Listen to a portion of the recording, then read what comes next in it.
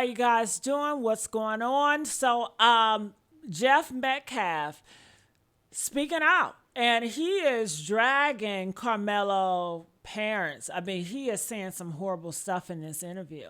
He's saying that they have no remorse about his son being unalive. They don't care. All they care about is Karmelo, that they have started this race war. This is the reason why it's keep on being dragged out, and this is the reason why it's getting ugly because of Karmelo parents. I mean, he is just going in on them.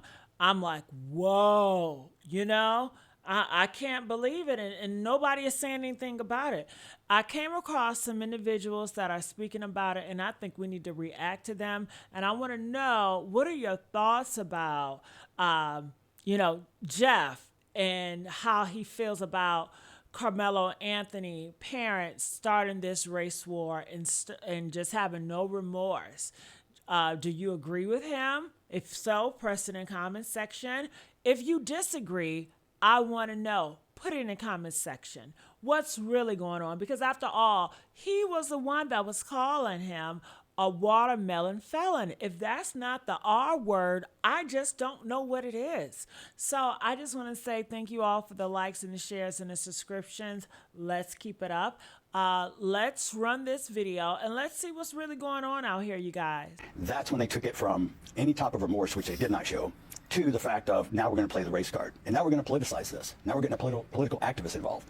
The two things I said, one of the first I was hoping we could show the world this interviews I ever did, was please don't make this about race and please don't politicize it. But they chose to do both. And your goal that day was to simply get together and pray? All I wanted, yeah. And why do white folks always ask not to make it about race? Set the scenario. Your twin boys who are 200 pounds and over 6 feet tall decides to walk over to Carmelo Anthony, 130 pounds and under 6 feet, surrounded by nothing but white people, and try to bully him from under a tent. Now let's switch it. Let's put Austin Metcalf in Carmelo Anthony's position. Carmelo Anthony walks over with 4 boys and his brother. They're both 200 pounds and over 6 feet. And Austin Metcalf is 130 pounds. Your ass would have sat there and made it about race. Only time white folks don't want to deal with race is when they know they're in the wrong. And you shaking right now because there's a new legal team standing behind Carmelo Anthony. That judge abruptly retires. There was an all-white jury, no jury of his peers whatsoever. The 2 or 3 black jurors were pushed off because they were teachers. You sat there on live stream and you made fun of Carmelo Anthony, calling him a watermelon felon, talking about other black men having jobs and being supportive fathers. That must be a shocker to our community. And now you on Fox News. Let me put it to you like this. If 3x5 cars didn't want to make everything about race, they should have left our asses in fucking Africa. Ever did was please don't make this about race and please don't politicize it. But they chose to do both. And your goal that day was to simply get together and pray? All I wanted. So we are on part 2 of the Carmelo Anthony trial. New legal team files substitution of counsel to pursue appeal for Carmelo Anthony. So you can see that Austin Metcalf's father, Jeff Metcalf, he's cleaning up his act now. He's going on his little interview tour trying to, clean up his image after what he already said on video. So that can be used against him. This time, this is the lineup for Carmelo Anthony. This is his lawyer team. This time he's stacked with lawyers who will at least give him a fighting chance for his life. So the video that was leaked of Carmelo Anthony shows that there was an altercation, shows that there was a scuffle, shows that there was self-defense. It wasn't just a simple little tap or a simple little push. But y'all need to stop acting like y'all care about violence amongst teenagers. When we got these school shooters, y'all never say one thing about them. When these kids bring guns to protests and take the lives of people, y'all never say anything. When these people take the lives of children in schools, y'all never say anything. I'm glad there are people actually standing up for this kid and at least trying to give him a fighting chance for his life. Because y'all saying that this will all be avoided if he didn't bring a knife to school. This could all been avoided if somebody kept their hands to themselves. If somebody didn't insert themselves into a situation and kept their hands to themselves. Because even if there wasn't a knife, right? You know what would have happened? They would have whooped his ass. A gang of boys would have beat the crap out of him. That's what would have happened.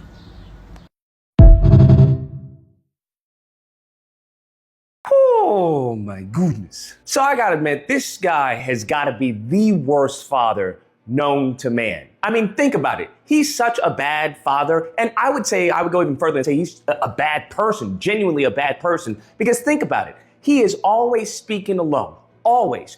You'll never see his wife or Hunter with him. It is always him by himself. So all the rumors of him getting into fights with his son, for him being a garbage human being, it seems to be that there's some weight to those rumors. Damn. That being said, I've never in my life seen a father who expresses his remorse by constantly being in front of the camera, right? Every chance he gets, he's doing an interview, he's doing a podcast. If those aren't available, he'll go on TikTok. Because we just had him do a complete racist rant on TikTok, talking about his son, talking about black people, watermelon felon, all of this just racist drivel. And here he is, where is he? On Fox News. Now, I know what you're thinking. Lucas, well, surely they asked him about his TikTok, right? Surely they're gonna probably, run obstacle for him and say, were you under the influence and yada, yada, yada. Nope.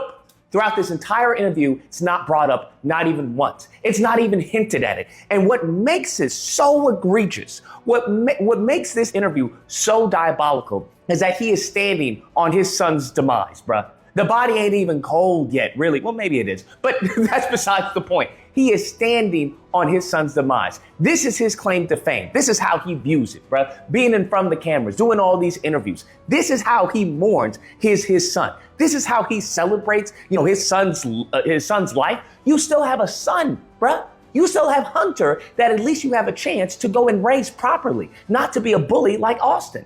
But getting into this interview, because I digress with his character, he talks about, hey, this has nothing to do about race. And you want to know what really made it about race? Was an incident where they kicked me out of the press conference. You know the moment this became more than simply a horrible tragedy and a crime story in North Texas, where it became this larger thing, and it was that press conference. Yes, sir. I do believe that was probably one of the turning points.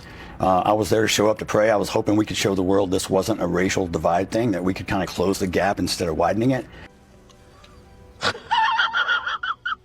An absolute bona fide lie. Because you want to know when this had to deal with race? It had to deal with Jake Lane. Black people didn't make this about race. They constantly talk about, we make this about race. We've never historically made anything about race. That's true. That's true. You guys have made it about race, all right? And we see even presently when it comes to Jake Lane. Jake Lane was the first person to try and make this racial, right? He's the first person to try and get Jeff Metcalf to denounce black crime and black people and all this. That's what he did. In my position, not even as somebody even knew your son, but somebody that shares the same understanding. I grew up as a 17-year-old young white man too, and I grew up in fear of my life around black people because they were killing and robbing people around me all the time. And I don't understand, as I was a father, you could sit idly by and not condemn the culture that killed your son. There is an epidemic problem in this country, and your voice could be one of the loudest voices in this country, but you have chosen to recoil out of fear and continue the suppression. Beta! And Jeff Metcalf was like, no, I'm not going to do that. I'm not making it racial. And he called him, I believe he called him a traitor or a coward.